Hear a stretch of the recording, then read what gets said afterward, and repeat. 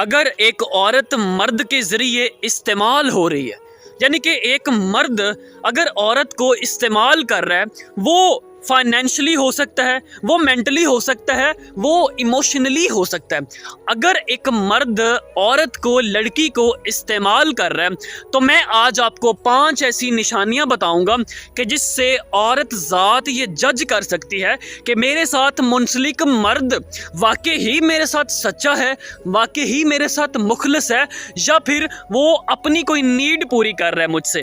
تو ویڈیو کو اینڈ تک دیکھنا ہے آپ نے۔ آج کے دور میں اکثر عورتیں مالی، جذباتی اور جسمانی طور پر استعمال ہوتی ہیں، لیکن کیسے پتہ چلے گا کہ مرد صرف استعمال کر رہا ہے؟ آج ہم 5 نشانیوں پر بات کریں گے جو آپ کو یہ بتاتی ہیں کہ مرد آپ کو صرف استعمال کر رہا ہے۔ جب مرد صرف اس وقت آپ سے ملتا ہے یا بات کرتا ہے جب اسے کوئی ضرورت ہوتی ہے، تو سمجھ جائیں کہ وہ آپ کو استعمال کر رہا ہے۔ ایسا شخص کبھی اپنے دل کی بات آپ سے نہیں شیئر کرے گا۔ اگر مرد آپ کے جذبات کو سمجھنے اور سہارا دینے میں ناکام ہو اور صرف اپنی باتوں کو اہمیت دے، تو یہ نشانی ہے کہ آپ سے صرف فائدہ اٹھانا چاہتا ہے وہ مرد۔